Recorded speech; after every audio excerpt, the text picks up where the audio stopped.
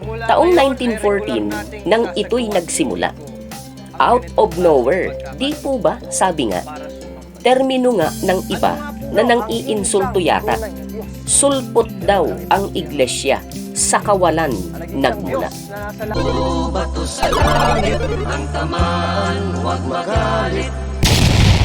Isa bang relihiyon ang Iglesia ni Cristo?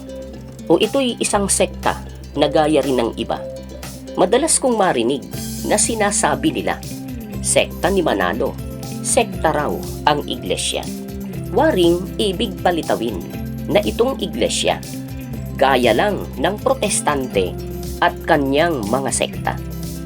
Itong kapatiran, paano nila ipinakikilala? Relihiyon ba o sekta ang kanilang iglesia?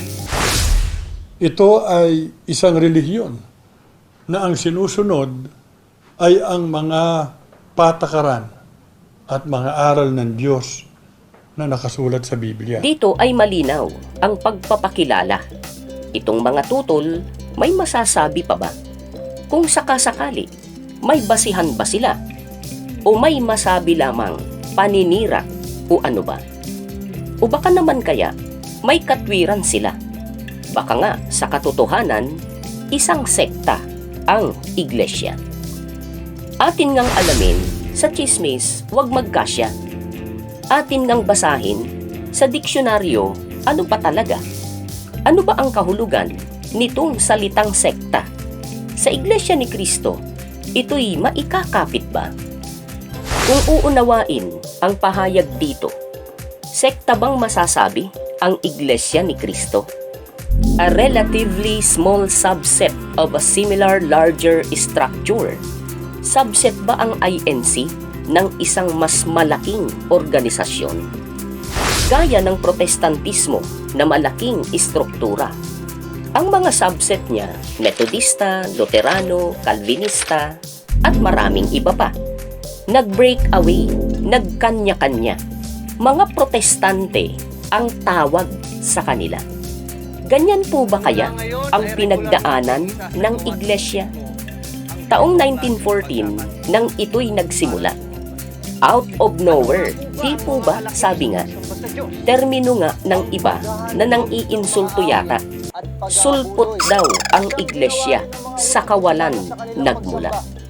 Panahon ni Ka Felix, inuuyam siya. Kinakalaban daw niya protestantismo at katolika. Di ba't hanggang ngayon naman, iyan ang sinasabi nila?